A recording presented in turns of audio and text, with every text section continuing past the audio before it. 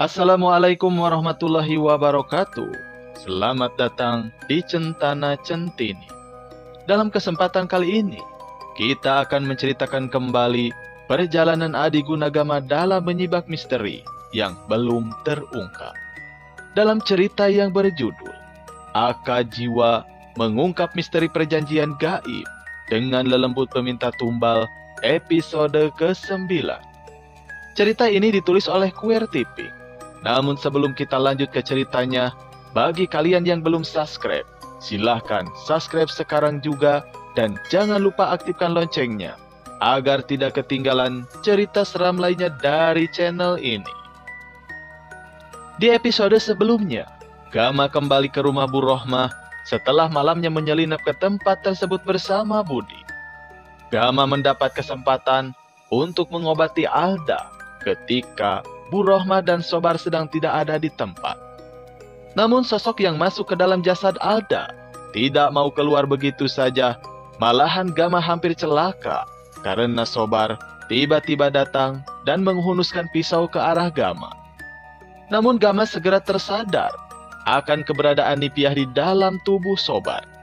Dengan segala kemampuannya, Gama segera membunyikan gelang gengge yang ada di dalam saku celananya. Dan akhirnya Nipiah keluar juga dari tubuh Sobar. Lalu bagaimana nasib Gama selanjutnya? Dan apa yang akan terjadi terhadap Alda setelah kejadian itu? Untuk itu, mari kita simak bersama-sama kelanjutannya.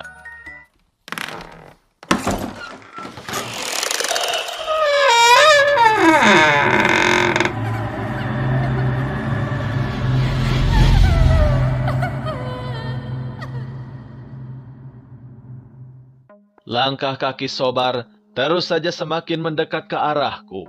Dengan tangan kanannya memegang pisau tajam, bersama tetesan darah di jarinya yang terus keluar, mengenai lantai keramik kamar yang berwarna putih. Sehingga darah merah itu semakin jelas aku lihat. Sementara aku masih sesekali melihat keadaan Alda, mulutnya terus saja terbuka, seperti mengatakan sesuatu, namun sama sekali tanpa suara. Hanya bergerak begitu saja.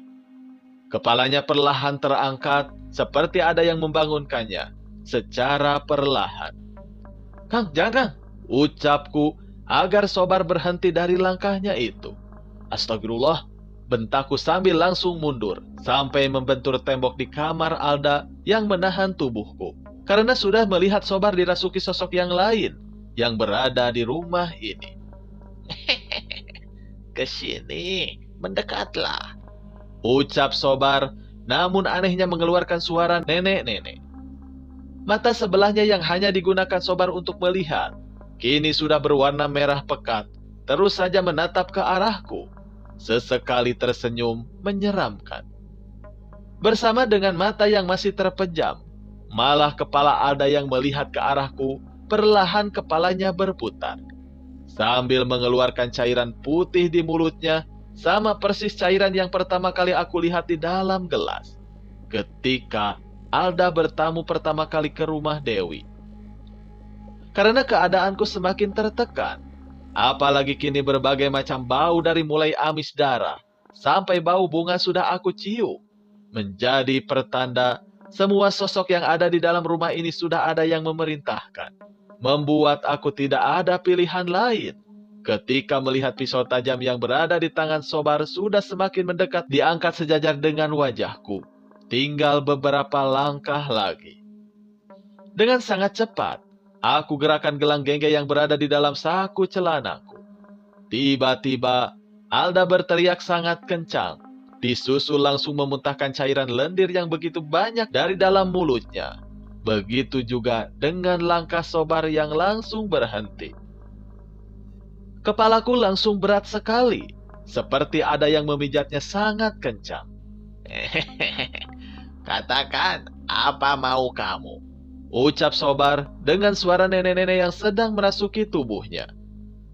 Dengan cepat aku bergerak ke belakang arah Sobar, memegang kepala bagian belakangnya sambil memegang gelang gengge di tanganku. "La haula wala quwata illa billah," ucapku dalam hati. sambil menempelkan gelang gengget tepat di bagian leher Sobar sekuat tenaga. "Laksamana!" ucap Sobar menahan sakit sambil tetap mengeluarkan suara nenek-nenek. Semakin aku tekan, berbarengan mengucapkan sebuah doa yang selalu aku zikirkan, membuat Alda terjatuh kembali dan langsung terbaring, walaupun wajahnya penuh dengan lendirnya sendiri. Percuma, anak itu sudah akan mati, ucap Sobar sambil kepalanya terus bergerak, namun sekuat tenaga aku tahan. Tiba-tiba tubuh Sobar menyandar ke arah tubuhku dengan sangat lemas, membuat aku menjatuhkannya begitu saja, dengan darah di tangannya yang terus bercucuran. Tiba-tiba terdengar suara benda jatuh yang cukup besar dari arah luar kamar, tepatnya arah depan di mana Ibu Rohmah dan Bi Jainab berada. Karena sosok yang merasuki Sobar sudah keluar, membuatku ingin langsung mengejarnya. "Jangan sekarang, Gama. Tubuh anak itu harus diselamatkan," ucap seseorang yang aku dengar dengan suara yang tidak asing. Walaupun kepalaku semakin terasa berat sekali, bahkan pandangan mataku sesekali sudah gelap melihat Alda yang terbaring. "Pak Gama," ucap Kang Ito yang membuka pintu dengan tergesa-gesa. "Mana Ibu dan Bi Jainab?" tanya aku dengan tegas. Apalagi keringat sudah membasahi seluruh wajah dan juga tubuhku saat ini. "Pergi ke belakang, Pak, tergesa-gesa." "Itu Sobar kenapa?" jawab Kang Ito, langsung kaget melihat keadaan Sobar yang sudah tergeletak begitu saja. Dengan langsung menutup hidungnya karena mencium bau dari lendir yang berada di tubuh Alda. Bawakan air putih cepat, Kang. Biarkan dulu saja Sobar, jawabku semakin menahan rasa sakit di kepala yang sekarang sudah berdenyut semakin kencang. Melihat keadaan Alda yang masih terbaring dengan tidak pada posisi sebelumnya, aku hanya bisa melihatnya samar-samar, apalagi gelang gege yang aku pegang di tangan semakin mengeluarkan rasa dingin. "Alda, bismillah. Ikuti Alda. Dalam hati kamu bisikan saya," ucapku perlahan di dekat telinga kanan Alda, sambil membacakan doa agar Alda mengikuti apa yang aku ucapkan, sambil menahan kepala yang semakin berat. Sama sekali Alda tidak menjawab apapun, apalagi kini napasnya semakin terdengar kencang, namun perlahan menjadi sesak. "Sulit, tega sekali ibu kamu," ucapku langsung membenarkan posisi tidur Alda. Beruntungnya Kang Ito cepat datang, membawa satu gelas berisikan air minum. Setelah kepala Alda diangkat oleh Kang Ito, segera aku buka mulut Alda perlahan, membersihkan sisa lendirnya yang kini mengeluarkan bau yang semakin menyengat. "Diminum, Pak. Sudah 2 malam tidak masuk apapun," jawab Kang Ito perlahan, mengelap seluruh lendir di bagian baju yang Alda kenakan. Tiba-tiba terdengar suara Sobar menahan rasa sakit, sambil badannya bergerak perlahan. "Jangan dulu digerakkan tangan kirinya, apalagi jarinya, darahnya bisa keluar semakin banyak, akan membuat semakin sakit," ucapku langsung berjalan ke arah Sobar, sedikit mengangkat kepalanya dengan mata sebelahnya yang sudah kembali normal. "Minum dulu cepat," ucapku sambil merasakan keadaan tubuh Sobar yang sekarang sudah normal tanpa ada sosok yang merasukinya seperti barusan. Mata Sobar melihat ke arahku dengan tatapan heran, sambil menghabiskan air minumnya yang aku berikan. Mungkin belasan jahitan lebih yang akan membuat jari itu bisa menyambung lagi. Urat-uratnya sekarang masih terasa kebal, tapi sisanya malam ini akan demam. Lebih baik jahit di rumah sakit saja, jawabku, langsung membantu Sobar untuk berdiri. "Siapa kamu ini sebenarnya, Gama?" ucap Sobar dengan suara yang sudah normal, melihat ke arahku. "Tidak penting siapa aku. Mending tidak usah berurusan dengan saya. Sekarang jari, mungkin nanti lebih," ucapku sambil menepuk pundak sebelah kiri Sobar, membuatnya langsung mengeluarkan suara erangan, menahan rasa sakitnya. "Kehilangan mata sebelah saja sudah aku rasakan," bisik Sobar sambil berjalan keluar kamar, memegang jarinya yang hampir putus, dengan tetesan darah yang terus menetes ke arah lantai keramik. Pak Gama, selanjutnya ini bagaimana? Tadi saya dengar teriakan Alda sampai ke belakang rumah. Walaupun bukan yang pertama kali, tapi teriakan barusan kencang sekali, Pak. Ucap Kang Ito semakin cemas. Walaupun tiba-tiba, Alda sekarang merespon bisikanku di telinga kanannya. Dengan hanya mengeluarkan air matanya secara perlahan, dengan mata yang masih terpejam. Masih ada sedikit, Kang. Coba Akang terbuka kepada saya. Apa yang diketahui soal ibu? Ya, untuk kesembuhan Alda. Keadaan seperti ini sudah tidak bisa dibawa keluar lagi dari rumah. Ucapku perlahan, melihat ke arah Kang Ito. Kang Ito menggelengkan kepalanya berkali-kali, melihat ke arah Alda, tidak langsung menjawab ucapanku. Setelah ibu pulang malam itu, beberapa hari setelah Pak Adiwangsa, bapaknya Alda meninggal. Awalnya pernikahan saya baik-baik saja, Pak. Namun, setelah pulang dan menetap di rumah ini, Alda berubah setiap sudah berbicara dengan ibunya. Setiap malam, erangan seperti disetubuhi selalu saya dengar, Pak. Apalagi Pak Gama, ucap Kang Ito perlahan, berhenti begitu saja. Katakan saja, kita sudah sama-sama dewasa, Kang. Jawabku sambil terus memastikan keadaan Alda. Apalagi setelah Bijenab 3 tahun lalu datang dan bisa disembuhkan ibu. Beberapa kali saya pernah melihat Bijenab dengan Kang Sobar. Mereka mengubur banyak kepala kambing di setiap sudut rumah. Katanya untuk urusan usaha saja diperintah ibu. Tapi malah berdampak kepada Alda. Semakin aneh setiap malam. Puncaknya ya setelah pulang dari rumah Pak Gama dan Ibu Dewi. Padahal saya kan tidak pernah ikut campur apapun, Pak. Ucap Kang Ito seperti tidak percaya dengan kejadian di dalam hidup yang sudah dilaluinya. Sesuai ucapan kakek, ucapku dalam hati, mengingat perihal kepala kambing ini. Namun rasa sakit di kepalaku semakin menjadi aku rasakan. Kirim kotak handphone Akang ke nomor Dewi sekarang. Kalau ingin Alda sembuh, ikuti semua yang nanti saya katakan, Kang. Ucapku tiba-tiba, karena merasakan sesuatu dari arah belakang rumah ini.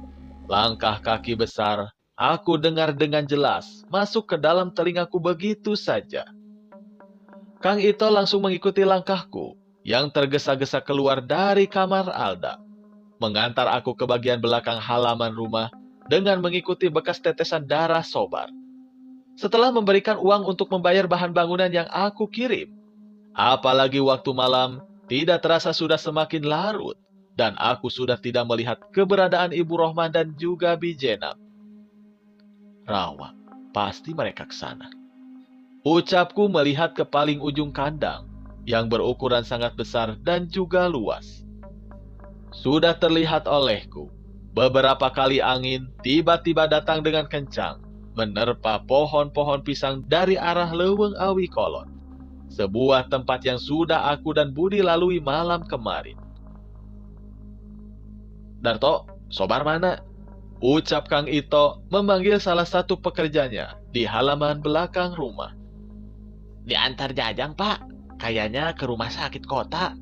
Keadaan Kang Sobar sudah tidak sadar barusan. Pakai mobil ibu. Jawab Darto, orang yang masih terlihat banyak luka. Bekas mengejar Budi malam kemarin. Langkah kaki berukuran besar, bahkan berpuluh kali lipat dari langkah manusia normal, sudah semakin jelas masuk ke dalam telingaku.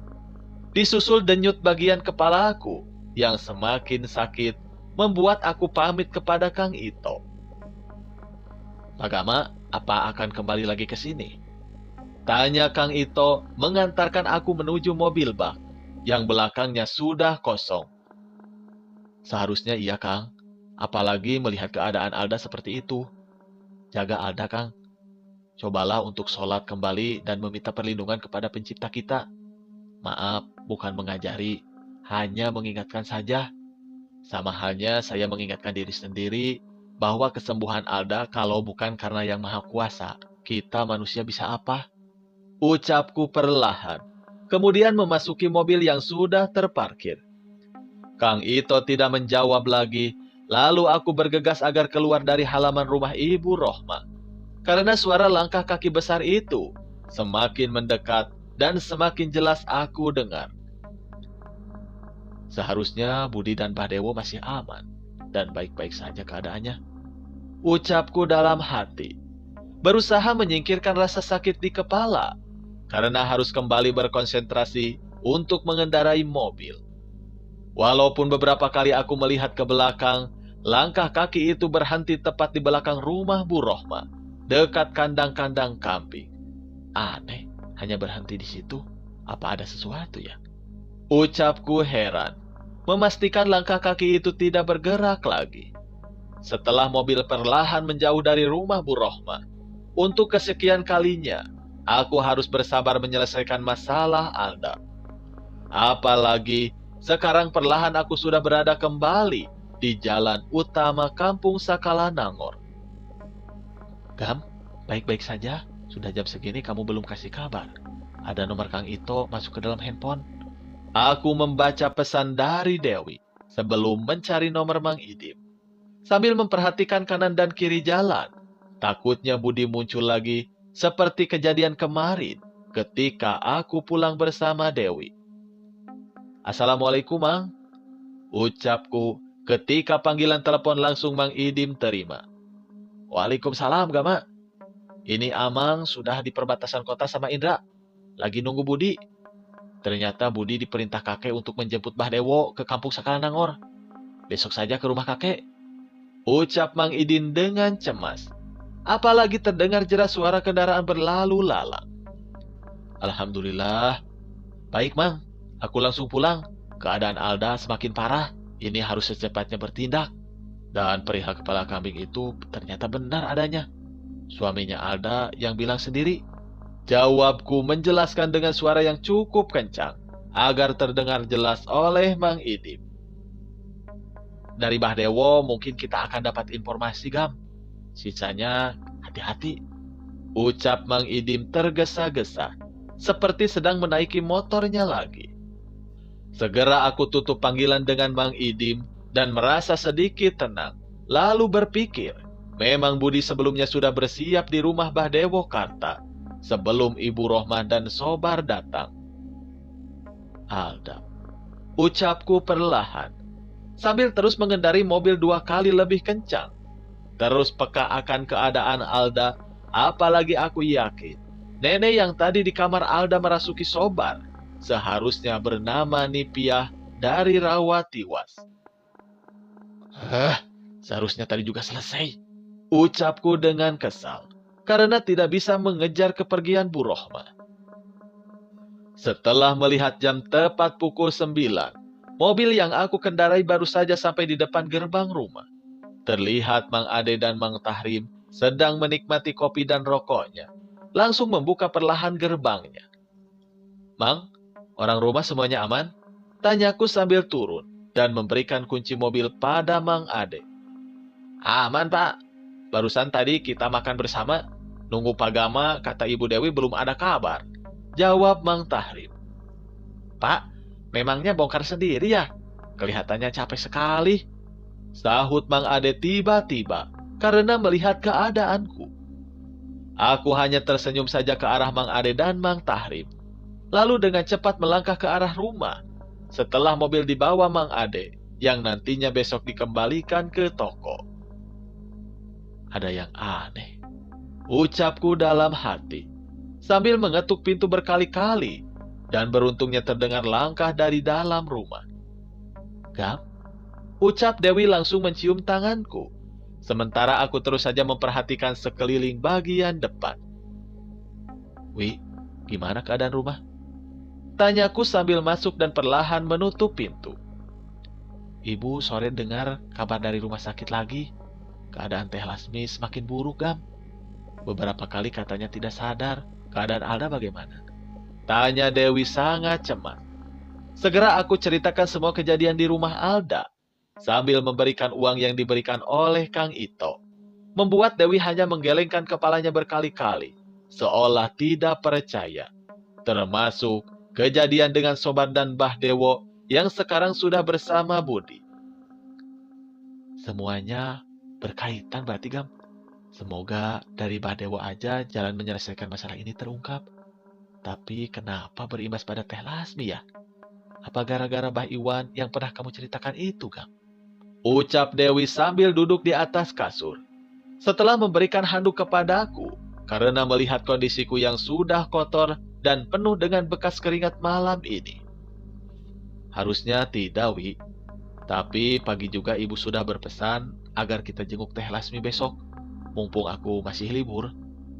Jawabku tetap berusaha meyakinkan diriku sendiri bahwa semuanya bisa perlahan aku atasi. Setelah Dewi memastikan semua uang yang diberikan Kang Ito tepat dengan totalan harga di nota, aku segera mandi dan melaksanakan 2 waktu ibadah yang sudah jauh sekali dengan waktunya. Sementara Dewi menyiapkan makan malam ini. Sudah lama sekali gelang genge ini tidak berbunyi ketika dalam bahaya, ucapku sambil membuka lemari dan kembali menyimpannya bersama batu kecil pecahan dari batu mustika yang sekarang berada di tangan Ibu Rohma. Sudah berapa lama kucing hitam itu ada di dapur? Tanyaku perlahan melihat kucing hitam sudah di dalam keadaan duduk di belakang pintu dapur. Sejak ibu dan Teh Anggit ke kamarnya, Gam. Sudah aku kasih lauk tapi tetap saja tidak dimakan, jawab Dewi. Benar, ada yang tidak beres, ucapku dalam hati. Terus saja memperhatikan ke arah kucing hitam. Walaupun tatapan mata yang berwarna kuningnya itu tidak melihat ke arahku, malah melihat ke arah Dewi. Setelah makan malam bersama Dewi selesai, Dewi banyak cerita tentang rasa khawatirnya akhir-akhir ini. Apalagi setelah mendapatkan pesan dari Kang Ito yang baru aku baca, ketika sudah membaringkan tubuh di atas kasur bersama Dewi. Pak Gama, keadaan Alda sekarang makin parah, Pak. Mengeluarkan cairan putih yang sangat bau dari mulutnya. Padahal air minum saja sudah tidak bisa masuk. Ibu dan Bijenap barusan dari kamar Alda malah menaruh kemenyan yang sangat banyak. Dan Kang Sobar sedang menggali tanah di dekat jendela kamar Alda. Aku sudah tidak berbuat apapun, Pak Gama.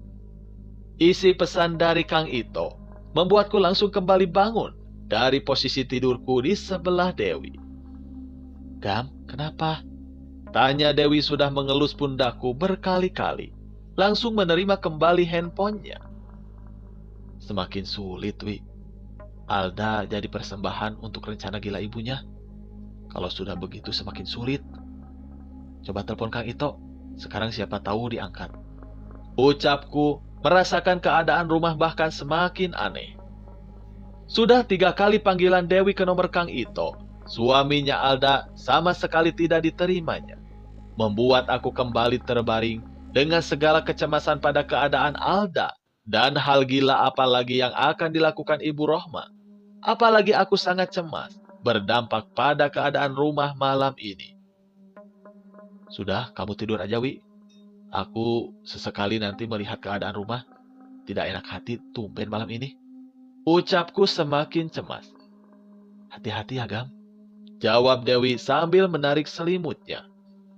Sudah beberapa kali aku melihat ke arah handphone Dewi untuk menunggu kembali kabar dari Kang Ito.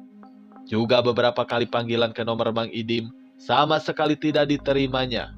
Apalagi malam sudah semakin larut. Kedua bola mata Dewi sudah aku lihat semakin terpejam lelap. Apalagi aku paham, pasti seharian ini aktivitasnya sangat membuat Dewi lelah. Perlahan aku bangun dari tidur, berjalan ke arah lemari. Kembali memasukkan gelang gengge dan batu kecil ke dalam saku celanaku, mengikuti semua kecemasan. Jam 11 malam. Ucapku perlahan membuka pintu kamar, agar Dewi tidak terbangun dari tidurnya yang sudah semakin lelap. Tiba-tiba, pintu depan rumah seperti ada yang menggerakkan cukup kencang dari luar. Apalagi aku melihat kucing hitam yang sebelumnya berada di dapur langsung berlari ke arah pintu. Kiriman dari Bu Rohmah, ucapku semakin mendekat ke arah pintu. Untuk yang ketiga kalinya suara pintu itu semakin kencang. Namun tanpa ada perwujudan makhluk lain di belakang pintunya. Tiba-tiba, aku teringat keadaan Dewi di kamar. Karena kucing hitam malah berlari ke arah Dewi. perlahan selimut Dewi yang menutupi seluruh tubuh Dewi bergerak dengan sendirinya. Apalagi sosok hitam penuh dengan bulu sudah mengelus-ngelus bagian kepala Dewi. Bahkan kedua kaki Dewi sudah perlahan bergerak terbuka dengan perlahan. "Lepaskan!" ucapku dalam hati setelah membunyikan gelang gege di dalam saku celanaku. Kucing hitam yang awalnya hanya diam, tiba-tiba bergerak dengan cepat ke arah sosok hitam penuh dengan bulu. Dengan mata merah, mengeluarkan lendir putih sama dengan yang keluar dari mulut Alda. Dengan cepat sosok hitam itu menjauh dari posisi Dewi yang masih tertidur lelap. Apalagi beberapa kali kucing hitam terus saja melompat menerkam. Kepalaku kembali terasa berat. Pandangan samar-samar gelap, pandangan mataku menjadi pertanda bahwa sosok hitam itu bisa aku ajak untuk bicara. Yang memerintahku menyuruh membawa jiwa perempuan ini. Keluarlah suara berat dan basah dari mulut sosok hitam dengan terus meneteskan lendir putih dari mulutnya. Terus saja aku membacakan doa di dalam hati sambil merasakan sakit di kepala. Sekarang, bentakku dalam hati, semakin mendekati ke arah sosok hitam, kiriman Ibu Rohmah itu. Lebih baik, jangan berurusan dengan kami. Kami tidak meminta wanita itu yang datang kepada kami. Dan kamu ikut campur untuk menyelamatkan anak itu. Sudahi, dan aku tidak akan kembali. Dengan suara yang semakin menyeramkan, apalagi mata merahnya persis seperti aku melihat Sobar di kamar Alda. Terus saja aku membacakan doa, menahan agar kucing hitam itu tidak langsung kembali menyerang sosok hitam. Atau aku akan setubuhi istrimu dan ikut dengan Anda. Seluruh tenaga dan kesabaran yang sedari tadi aku tahan sudah tidak terbendung lagi, membuatku langsung melangkah untuk mendekat. "Habisi!" ucapku sambil menggerakkan gelang gengge yang sekarang sudah aku genggam. Tiba-tiba, kucing hitam mengeluarkan cakar yang cukup panjang, terus-menerus menyerang ke arah sosok hitam yang sekarang tubuhnya perlahan semakin besar. Bahkan beberapa bingkai foto dan beberapa barang di dalam kamar berjatuhan begitu saja, mengeluarkan suara yang sangat berisik. Tubuh besarnya tidak lagi utuh dengan bulu hitam yang menutupi sosok hitam itu. Bulunya berjatuhan ke lantai kamar, kulit-kulitnya terkelupas, mulutnya terus mengeluarkan lendir, bahkan sampai keluar melalui jendela kamar pun tetap diikuti kucing hitam. "Genderuwo dari rawat tilas," ucapku perlahan. Sementara suara teriakan sosok genderuwo itu, dengan suaranya yang berat dan juga basah, semakin jelas aku dengar, bersama serangan kucing hitam tersebut. "Kang, suara apa barusan?" ucap Teh Anggit sudah berdiri di dekat pintu yang masih terbuka. Sementara beberapa bingkai foto dan botol-botol sudah berjatuhan di lantai. "Itu Teh, maaf jadi membuat Teh Anggit terbangun," jawabku. Teh Anggit langsung masuk ke dalam kamar, langsung membereskan benda-benda yang tergeletak, sementara Dewi baru saja membuka matanya. "Lendir apa ini?" ucap Dewi sangat kaget. Dengan cepat aku mengelap lendir di wajah Dewi yang mengeluarkan bau menyengat, bahkan membuat Dewi langsung berjalan dengan cepat ke arah kamar mandi, membuatnya langsung muntah-muntah. Bulu-bulu hitam yang berjatuhan akibat serangan cepat kucing hitam di sebelah ranjang kasur, tempat sebelumnya sosok genderuwo itu berdiri, langsung aku bersihkan dan aku masukkan ke dalam saku celana. "Teh Anggit, sudah tidak apa-apa, biar Gama saja yang membereskan," ucapku sambil melihat Dewi baru saja keluar dari kamar mandi, mengelap mulutnya berkali-kali. "Gam, jangan bilang ini," ucap Dewi membuat Teh Anggit langsung melihat ke arahku juga. "Iya Wi, dari rumah Alda, kamu ganti pakaian saja, tidur dulu di kamar Teh Anggit malam ini ya," jawabku langsung keluar kamar, memastikan keadaan rumah. Sudah hampir 2 kali hari ini gelang gege ini harus aku bunyikan, semakin berbahaya, ucapku dalam hati. mulai sangat cemas, apalagi yakin Bu Rohmah tidak akan tinggal diam sejak kejadian di rumahnya. Lalu apalagi yang akan terjadi kepada keluarganya Gama? Apakah benar-benar Ibu Rohmah akan melakukan sesuatu yang di luar dugaan Gama? Kita akan ikuti cerita selanjutnya di episode berikutnya. Akad Jiwa.